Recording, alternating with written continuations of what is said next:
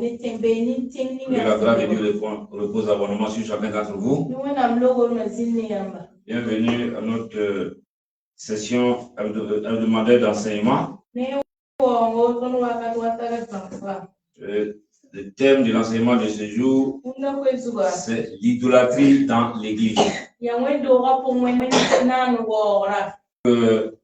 C'est un thème qui est rarement abordé. Pourtant, l'Église moderne de nos jours là est pleinement dans l'idolâtrie.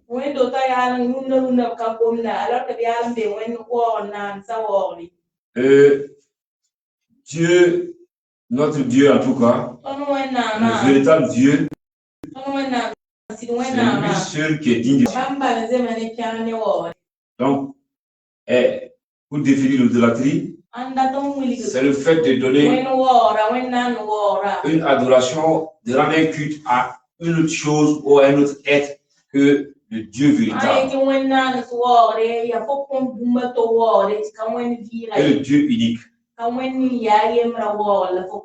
Donc c'est ça l'idolâtrie. Rendre un culte, une adoration à un autre être, à une autre chose, en dehors du Dieu Tout-Puissant, en dehors du Dieu unique et véritable, qui sont révélés dans notre génération comme étant Jésus-Christ. Jésus-Christ veut dire Dieu sauveur. Yeshua. Donc c'est le nom même de Dieu. Yeshua, Dieu sauveur. Donc, dans Deutéronome 5, verset 6, Dieu dit au peuple d'Israël, écoute Israël, l'Éternel, notre Dieu est le seul éternel. Tu aimeras l'Éternel, ton Dieu, de tout ton cœur, de toute ton âme, de toute ta force. Et il continue pour dire, tu le serviras lui seul. Donc l'homme ne doit adoration qu'à Dieu seul. Et nous allons voir comment Dieu lui-même il a interdit l'idolâtrie. Qu'est-ce qu'il pense de l'idolâtrie? Lévitique 28, verset 1 à 5. Il dit, vous ne ferez point d'idole. Vous ne vous élèverez ni image taillée, ni statue.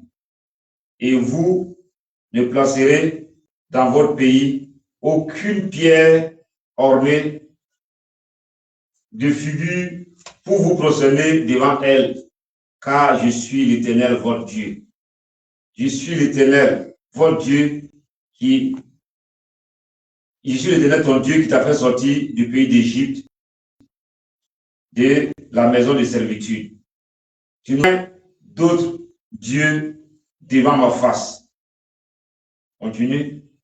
Tu ne feras point d'image taillée, ni de représentation quelconque, ceux qui sont en haut dans les cieux, qui sont en bas sur la terre et qui sont dans les eaux. Et il dit, tu ne te prosterneras point devant elle et tu ne le sais point. Car moi, l'Éternel, ton Dieu, je suis Dieu jaloux. Et on peut s'arrêter ici, pour le moment. Donc, Dieu est le créateur et parce qu'il a créé les hommes et tous les êtres, il les a créés pour sa gloire. Il les a créés pour se réjouir avec eux. Et en tant que souverain, en tant que Seigneur des Seigneurs, et roi des rois, il dit non, que c'est lui seul qu'on doit adorer. C'est à lui seul qu'on doit rendre un culte. Et il interdit formellement le fait de faire des représentations des choses qui sont en haut haut. Et puis il se prosternait devant elle. Le fait de se prosterner devant un autre être que lui. Donc, voici à peu près l'introduction, c'est-à-dire le principe, c'est que Dieu seul est digne de louange et d'adoration. C'est à lui seul qu'on doit rendre culte. C'est à lui seul qu'on doit obéir. C'est lui seul qu'on doit vénérer. On doit élever. Et parce qu'il est créateur, il est Seigneur, il est roi, il est souverain, et il est digne de notre adoration. Maintenant, il dit formellement à tous ceux qui veulent le suivre. Il a dit à ceux de l'ancienne alliance, et il nous dit la même chose aujourd'hui. Nous qui sommes son église, on ne doit point faire d'image taillée, des statues, des représentations, des choses qui sont en haut, qui sont en bas, dans les eaux. Ce procédé de... Mais maintenant, nous allons voir succinctement l'idolâtrie dans l'ancienne alliance, avant de voir l'idolâtrie dans l'église aujourd'hui. Dans l'ancienne alliance, quand Dieu, son peuple de l'esclavage en Égypte, en Égypte puissamment, il va se révéler à eux, il va leur tous ses commandements. C'est justement là qu'il va parler premièrement du premier commandement, qui est d'élever l'Éternel de tout son cœur, de toute son âme, et d'image taillée, de ne pas faire des statues ou mettre des idoles. Donc, c'est justement avec Moïse que ça a commencé. Et malgré ça, les mêmes gens qui étaient avec Moïse, qui ont entendu Moïse, ils vont adorer avec de la marche là. Ils vont se détourner de Dieu et ils vont adorer un veau d'or. Et pourquoi et comment ça s'est passé? Quand ils étaient en Égypte, ils adoraient ce veau d'or là. Ils voyaient les Égyptiens adorer le veau d'or et eux ils adoraient le veau d'or. Puisqu'ils ne connaissaient pas encore Dieu. Ils ne s'étaient pas encore révélés à eux. Maintenant Dieu s'est révélé à eux, il les a sauvés et il est en train de les amener vers la terre promise. Et à un moment donné, Moïse va se retirer pour aller répondre à une convocation de Dieu sur la montagne, afin d'écouter l'Éternel et de descendre la montagne avec les instructions de Dieu. Qu'est-ce que le peuple va dire? Il va dire non que c'est pas sûr que Moïse revienne. Moïse a trop tardé. Et puis de toute façon, pourquoi toutes les autres nations là, ils ont les dieux qu'on voit. Ils ont des dieux qu'on peut toucher. Et nous, on nous dit non, il y a un Dieu qu'on ne connaît pas, qu'on ne voit pas. Et ils vont attraper Aaron. Et ils vont ensemble. Chacun va donner de ses bijoux, de ses chaînes. Et ils vont fabriquer un veau d'or, semblable au veau d'or qu'ils adoraient en Égypte. Et ils vont adorer le veau d'or. Mais pour eux, s'ils adoraient le veau d'or, c'est comme s'ils adoraient le même Dieu. Aujourd'hui, beaucoup de gens disent non, et tout le monde adore le même Dieu. Et non, en adorant le marigot, c'est le même Dieu. En adorant les arbres, en adorant les serpents, en adorant les crocodiles, c'est le même Dieu. Comment un même Dieu peut être à la fois crocodile, serpent, lion Donc, toi-même intelligent, tu vas savoir qu'il y a le mensonge quelque part. C'est comme quelqu'un disait, et il a déposé son fétiche, quelqu'un a déposé son fétiche quelque part, et puis quelqu'un est venu pisser. Comment on peut pisser sur ton Dieu? Si ton Dieu est marigot, on peut jeter des ordures là-bas. Si ton Dieu c'est un arbre, on peut couper. Si ton Dieu c'est un animal, on peut le tuer. Et regarde l'aberration, regarde la folie. Donc Dieu, il est invisible et il se manifeste de l'invisible là aux hommes visibles. Il a donné sa parole et il veut que ceux qui le suivent là le suivent selon sa parole pour ne pas s'égarer. Donc, les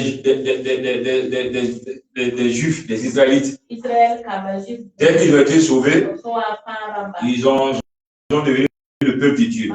Ce même peuple de Dieu-là va s'arrêter à un moment donné pour adorer un veau d'or.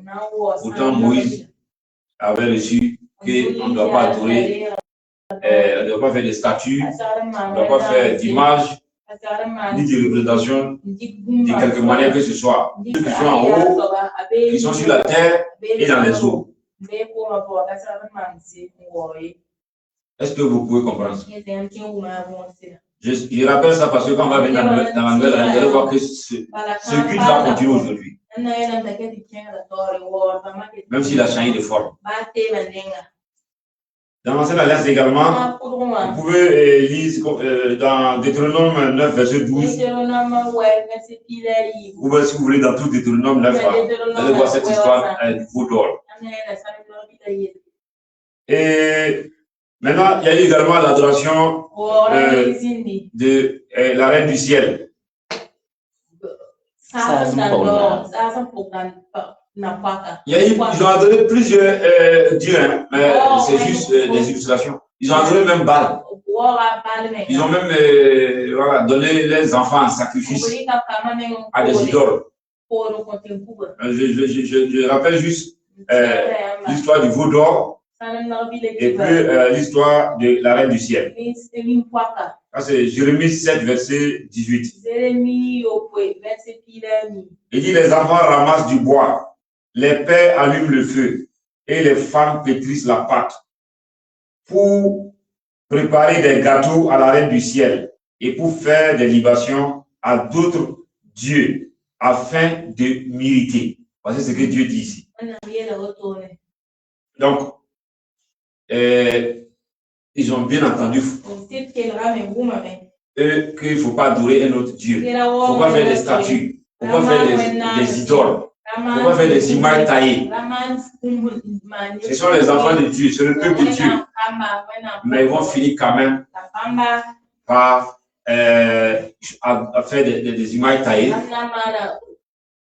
et par adorer les signes. Parce que là, voilà, il y a des gens qui adorent les signes. Il y a des gens qui adorent la lune, le soleil, les étoiles. Eux, ils ont fait la Reine du Ciel. Et Dieu dit que c'est toute forme d'idolâtrie est en abomination, en horreur à l'Éternel. Donc, tous ces cultes-là, vous allez voir que ces cultes-là continuent. Donc, ils ont pris notre forme. Et nous allons justement voir rapidement l'idolâtrie dans l'église moderne, dans l'église aujourd'hui. Parce que tout ce qu'on a, c'est juste un rappel. Notre thème là, c'est l'idolâtrie dans l'église. On a vu ce qui s'est passé dans le passé, dans la nouvelle alliance. Maintenant, dans l'ancienne alliance plutôt, maintenant dans la nouvelle alliance là, comment l'idolâtrie se présente? Donc, il y a toujours, comme par le passé, les idoles physiques, les statues physiques. et d'autres idoles physiques qui sont dans l'église. Je vous avais parlé, par exemple, de la reine du ciel.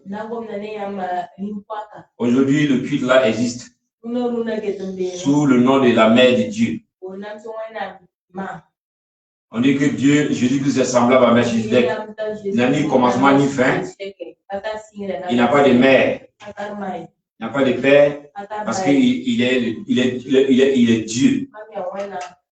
Mais aujourd'hui, les gens continuent à faire un culte à une soi-disant mère de Dieu. Si quelqu'un est mère de Dieu, donc la personne est Dieu alors. Donc, il y a des images, des photos, des statues de Jésus, de Marie ou des saints dans certaines églises, que ce soit évangélique, protestant, catholique. Dans certaines églises, il y a des images de Jésus, des photos de Jésus, des statues de Jésus. Tout ça, c'est de l'idolâtrie. Il est dit formellement, dans l'ancienne comme dans la nouvelle alliance, qu'il ne faut pas faire de représentation des choses qui sont en haut dans les cieux et les choses qui sont ici bas sur terre. Et se procéder devant elles. Certains sont, je crois qu'ils sont intelligents, ils disent non, et ils font l'image, mais ils ne se procèdent pas devant elles. Donc toi, tu as fait l'image là pour regarder. Tu as fait l'image là pour jouer avec. Tu as fait l'image là pour tu te séduis toi-même. Voilà. Donc, dans l'église d'aujourd'hui, il y a les idoles physiques. Dans certaines églises, il y a des canaries. Il y a des fétiches. Il y a des églises où on a creusé, on a fait des sacrifices avant de terminer la construction. Aujourd'hui, quand tu vois ça à l'apparence d'une église, mais ce n'est pas Dieu qui a adoré là. Voilà. Maintenant, il y a une autre forme d'idolâtrie que les gens ont du mal à discerner et qui va amener beaucoup en enfer. Même si aujourd'hui les gens n'aiment pas le mot enfer. Et c'est l'adoration de soi-même. Ou bien l'idolâtrie personnelle, ou bien le culte de soi. C'est-à-dire que l'homme, beaucoup s'adorent eux-mêmes. Beaucoup sont amoureux d'eux-mêmes. Et la Bible en parle clairement. Des gens, tellement ils sont amoureux d'eux-mêmes, ils sont préoccupés de leur apparence, de leur image. Ils peuvent faire, il y a des gens qui font des chirurgies parce que leur forme ne les plaît pas, qui changent leur teint, qui modifient leurs photos pour paraître. Ils en mettent leur corps. Et ils sont tout le temps en train de se photographier eux-mêmes. Le diable a créé ce qu'on appelle aujourd'hui les statues. Matin, chacun se prend en photo. À midi, il mange. Puis les gens sont là, ils sont. Chacun se met en scène. Ça, c'est l'idolâtrie de soi-même. Ils sont amoureux d'eux-mêmes, plus que toute autre chose. Avant, c'était les femmes seulement à qui on pouvait reprocher ces choses-là. Que les femmes, même en toutes circonstances, elles trouvaient avec un miroir, en train de faire les cheveux, et ainsi de suite. Ça, même si les femmes ne doivent pas exagérer. Pour certaines femmes, c'est devenu des maladies, c'est devenu l'idolâtrie. Mais aujourd'hui, les hommes même se maquillent, ils font chirurgie. Ils se soucient, prennent soin plus de leur corps, de leur apparence. Quand ils prennent des photos, ils vont maquiller la photo, ils vont retoucher la photo, juste pour se regarder. Ils sont devenus fous, ils sont amoureux d'eux-mêmes. Donc, ça c'est une forme d'idolâtrie qui touche à la fois les chrétiens dans l'église, mais qui touche également les dieux, soi-disant. Donc, les chrétiens sont dedans, les serviteurs de Dieu sont dedans. Je veux dire les leaders, sinon tout le monde dans la Nouvelle Alliance est serviteur de Dieu. Tout le monde se met en scène. Et chacun est soucié de son image, de son apparence. Chacun est amoureux de lui-même. Et il y a, avant d'arriver sur d'autres types d'idolâtrie, nous allons voir le phénomène des réseaux sociaux. Et puis la technologie en général.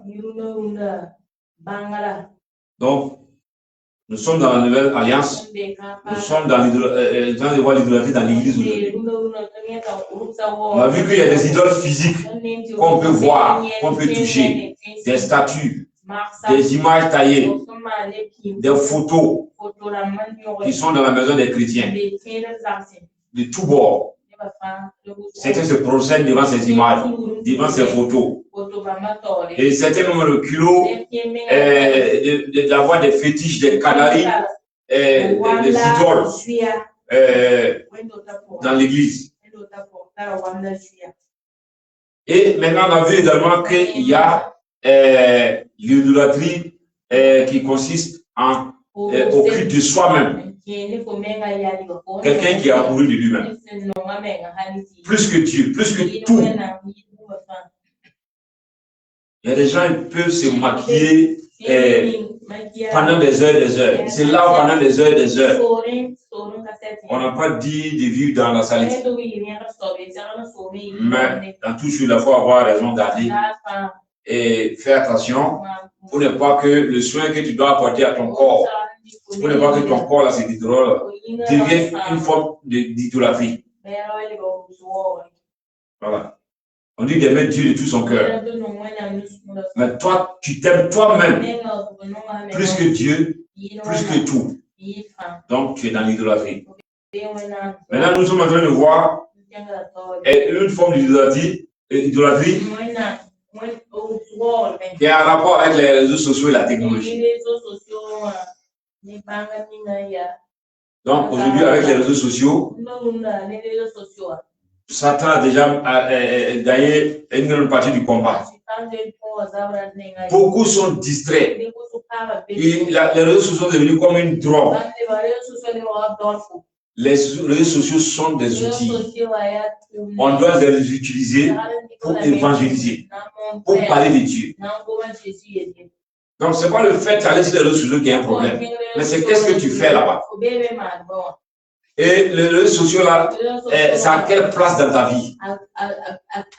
Les chrétiens d'aujourd'hui, ils sont sur les réseaux sociaux matin jusqu'au soir. Ils ne prient plus, ils ne méditent plus la parole. C'est ça le danger. Ça, c'est une forme d'idolâtrie. Donc, pour d'autres, c'est leur téléphone. C'est vrai que c'est dans le téléphone là qu'il y a les réseaux sociaux. Donc, le téléphone est devenu comme une idole. Et on a fait même des sondages, on a posé la question aux gens. On dit de quoi tu peux pas te priver? Ton ami, ta femme, autre chose. Et puis ton téléphone. La majorité des gens disent les téléphones. Il peut vivre sans sa femme, sans son ami, sans Dieu. Il ne peut pas vivre sans son téléphone. En ce moment, c'est devenu une idole. Donc, faire en sorte que les réseaux sociaux ne deviennent pas comme une idole. Ils vont t'éloigner de Dieu. Utilise les réseaux sociaux avec sagesse. Pour évangéliser, pour écouter les enseignements, mais tu dois, en dehors de ça, avoir toi-même un temps pour prier, un temps pour méditer la parole de Dieu. Donc, il y a des gens, qu'ils pensent qu'en postant des vidéos, seulement, c'est fini. Il n'y a plus de ministère, il n'y a plus de la prière, ainsi de suite. Il y a des gens qui sont chrétiens, ils pensent qu'en écoutant les enseignements, voilà, il y a les prières en ligne, et c'est fini. Il n'y a plus de vie de prière. Donc, tu es piégé et les réseaux sociaux sont devenus comme une idole. Maintenant, une autre forme moderne d'idolâtrie qui est parmi les plus répandues, sinon la plus répandue, c'est l'idolâtrie des hommes de Dieu. C'est le culte des hommes de Dieu. On a déjà vu que il y a l'adoration de soi-même. Les chrétiens, comme les leaders d'église, ils se soucient d'eux-mêmes, ils sont amoureux d'eux-mêmes. Et ça se traduit par leur manière de paraître, par leur manière de veiller sur leur image, photo, ou bien leur apparence physique.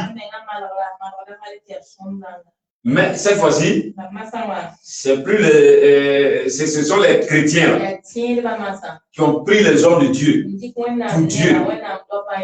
Un homme de Dieu n'est pas Dieu. Aucun homme de Dieu ne remplace Dieu.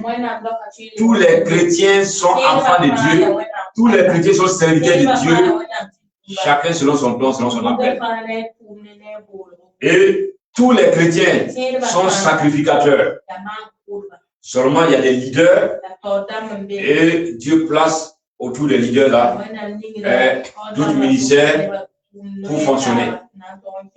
Mais un homme de Dieu reste un homme. Il n'est jamais Dieu, il ne sera jamais Dieu. Aujourd'hui, les hommes, les chrétiens notamment, ont pris la gloire qui devait donner à Dieu, la vénération qui devait donner à Dieu, pour donner aux hommes, soi-disant des dieux. Et on donne à ces hommes-là toutes formes de qualificatifs. Révérend docteur prophète, archibishop international. Et pour les Africains, c'est papa. Et ça, c'est juste les titres. On va juste se prosterner devant les hommes de Dieu. Pendant que les anges même refusent qu'on se prosterne devant eux. Et qu'on doit se prosterner devant une seule personne, c'est Dieu. Vous le dites dans beaucoup d'églises. Les chrétiens sont obligés, c'est eux-mêmes, d'eux-mêmes là, ils se mettent à genoux. Ils se prosternent même pour saluer l'homme de Dieu. On craint plus l'homme de Dieu que Dieu lui-même. Et souvent, le ridicule là, souvent certains pasteurs même mettent des paniers à l'église pour dire aux gens de venir s'aimer, on met un panier pour Dieu, on met un panier pour l'homme de Dieu. Et vous allez vous rendre compte que le panier de Dieu est plus rempli que le panier de Dieu. Donc, ça, c'est l'idolâtrie moderne. Les pasteurs sont adorés, mais eux-mêmes, ils ont favorisé ça. Eux-mêmes prennent plaisir à ça. Pourtant, les hommes, une fois l'apôtre Paul et Barnabas, si je ne me trompe pas, ils sont allés quelque part pour aller évangéliser. Et puis, ils avaient froid, ils ont pris un tas d'herbe là pour mettre le feu. Et il y avait un serpent dedans. Et le serpent là-bas s'attachait à la main de Paul. Et c'était un serpent venimeux. C'est-à-dire que quand le serpent là te mord, c'est-à-dire les minutes qui suivent là, tu dois mourir. Malgré que le serpent a mordu Paul, Paul n'est pas mort. Donc ça va faire que toute la ville, tout le village là va commencer à crier que c'est Dieu. Et on va vouloir les... Paul va crier que ne faites pas cela, que eux sont des hommes comme eux. C'est à lui seul qu'on doit l'adoration. Et c'est lui qui nous a envoyés. Et Paul a tout fait et ils ont arrêté de les adorer. Bon, aujourd'hui, les gens se disent apôtres, prophètes, évangilistes. On ne sait pas c'est quel esprit. Ils créent l'environnement pour qu'on les adore. Et ils prennent plaisir à ce qu'on les adore. Le Dieu de Intel. Et on a pris ainsi la gloire de Dieu. Une autre fois, voilà pourquoi il faut le fondement apostolique. L'église doit être apostolique ou bien elle n'est pas l'église de Jésus-Christ. Les apôtres sont appelés pour placer le fondement. Une église qui n'est pas bâtie sur le fondement véritable n'est pas basée, elle n'est pas une église du tout. Donc, il est encore temps de revenir au fondement avant qu'il ne soit trop tard. Il y avait un jeune homme qu'on appelait Apollos, qui connaissait les Écritures, qui était éloquent, qui prêchait bien. Prenez-lui l'apôtre Paul là, les gens les comparaient. Et les uns disaient que voilà, eux ils sont pour Paul, l'autre pour Apollos. Là encore, Paul, en tant qu'apôtre, il va reposer le fondement. Il dit c'est Christ qui est le fondement. Et c'est lui la pierre angulaire. Celui qui veut construire, il doit construire sur le fondement. Le fondement, c'est ce que la parole a dit. Paul va dire non, ce n'est ni lui, ni Apollos qui sont le fondement, qui sont Dieu, qu'on doit adorer. Ce n'est pas eux qui sont morts pour le salut des gens. Et là encore, Paul va arriver à arrêter le culte que les hommes ont tendance à donner aux hommes de Dieu.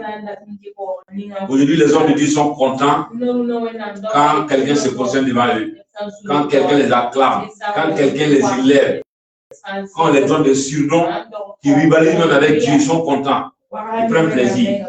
Ça, c'est de l'idolâtrie.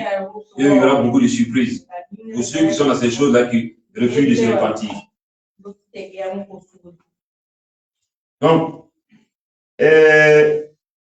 il y a également, on va résumer et puis maintenant on va voir les conséquences. Premièrement, dans l'église moderne, l'église d'aujourd'hui, là, il y a l'idolâtrie sur plusieurs. Il y a les idoles physiques, les statues physiques, les images, les photos, des saints. Même des pasteurs qui ont leurs photos, qui donnent à l'air fidèles pour aller prier avec. Ça, c'est de l'idolâtrie physique. Il y a le culte de soi-même ou bien l'adoration de soi. Le culte de sa propre personne, qui est de l'idolâtrie. On te demande d'être amoureux de Dieu, pas d'être amoureux de toi-même. Puisque l'idolâtrie, c'est le fait d'adorer une autre personne ou bien une autre chose au lieu de Dieu. Mais il y a des gens, ils ont trouvé le moyen de s'adorer eux-mêmes. Et il y a également le phénomène des réseaux sociaux, comme la drogue, comme des idoles pour certains. Le voir le culte des hommes de Dieu. Voilà.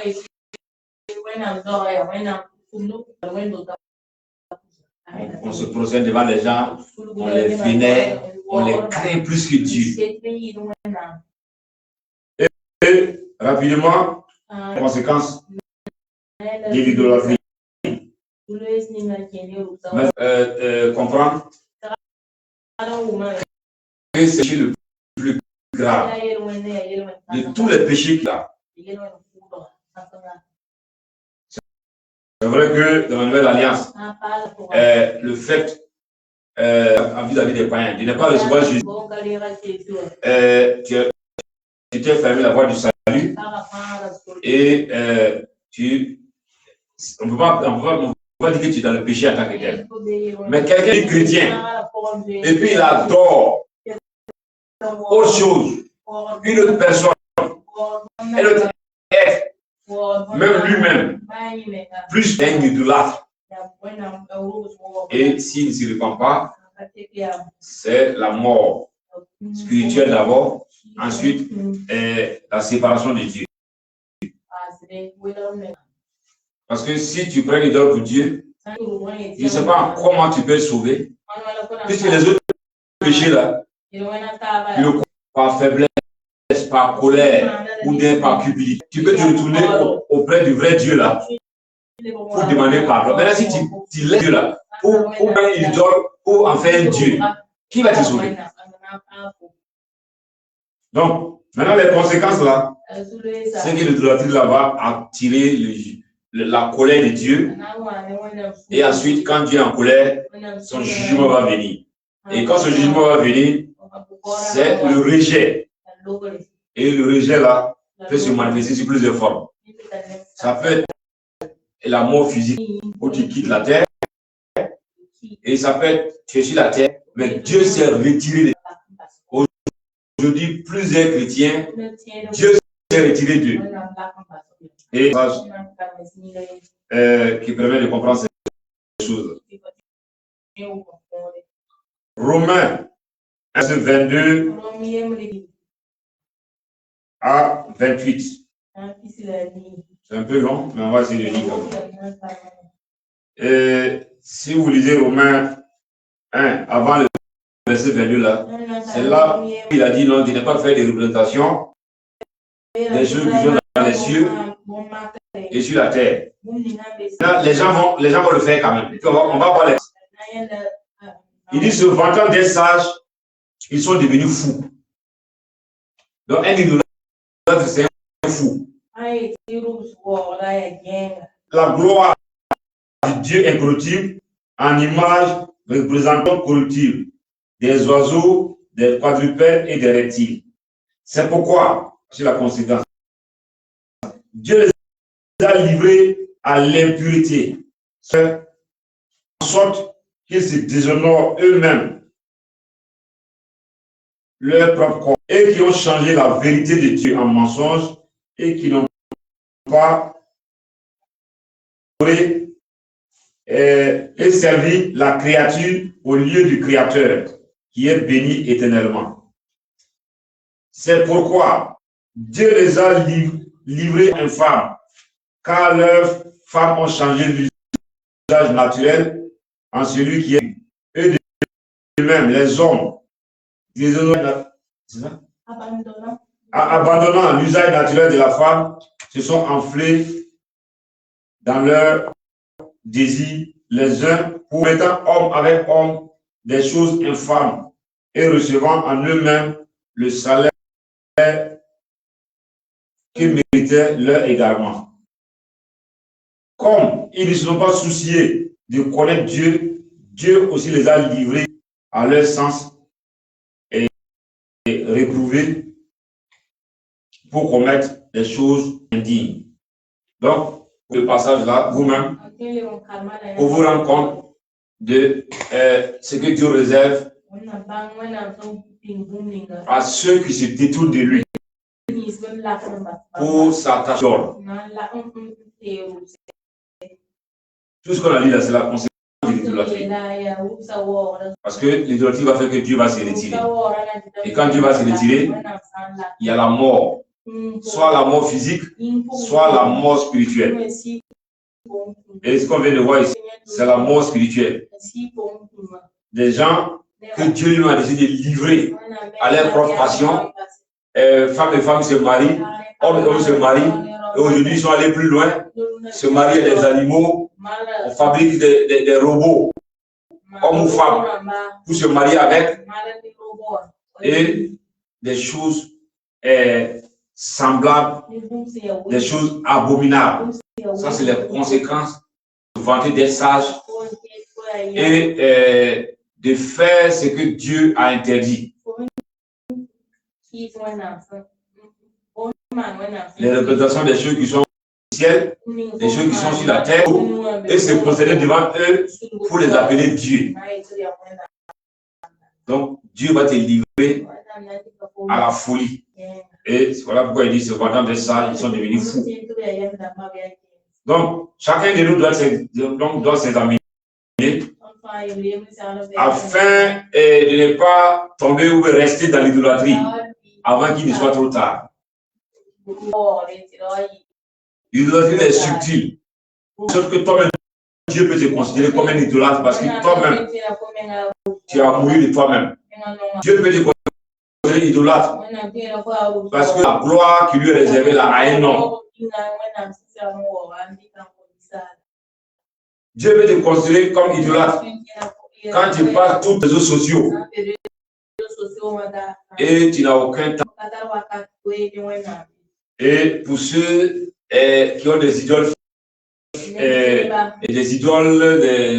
images, des photos et des idoles physiques là, eux-mêmes, ça on n'a pas besoin d'enseignement, tu sais qu'il est dans l'idolâtrie. Et l'issue là, c'est la mort si tu ne lui as pas à Dieu. Quel autre péché que tu puisses commettre là, si c'est Dieu ta référence, si c'est le Dieu véritable ta référence, tu peux toujours aller vers lui. Il te fasse grâce. Et quand tu te confesses, mais si c'est l'idolâtrie, la confession que tu vas faire devant un autre Dieu que le Dieu véritable, ça ne te servira à rien. Reviens au Dieu véritable pendant qu'il a content. Donc, que chacun s'examine profondément. Nous sommes à la fin des temps et Satan a mis ses filets et il a donné des pièges partout. Il y a beaucoup qui Satan ne peut jamais avoir. Quand il s'agit des statues, des idoles, des pierres taillées physiques, beaucoup ne vont pas les avoir. Mais il va avoir certains dans les réseaux sociaux. Il va les pousser à tomber amoureux d'eux-mêmes, à s'adorer eux-mêmes. Et pour certains, il va les pousser à adorer les hommes de Dieu, à rendre comme un culte aux hommes de Dieu. Et pour faire this, Satan, vraiment, il travaille beaucoup avec cette forme d'idolâtrie. Quand Satan a fait en sorte que pour toi, l'homme de Dieu est devenu Dieu, il fait en sorte que l'homme de Dieu l'a dirige. Et comme c'est pour toi, c'est Dieu, Dieu ne se trompe pas. En ce moment, tu es en danger de mort. Beaucoup de chrétiens sont mais ne se rendent pas compte. Que chacun revienne à lui-même et que Dieu fasse grâce à tous afin que nous ne soyons pas prisonniers de l'idolâtrie. Que Dieu te dise, si tu es dans l'idolâtrie, qu'il t'a du mal à sortir.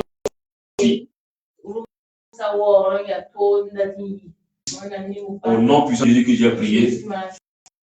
Amen.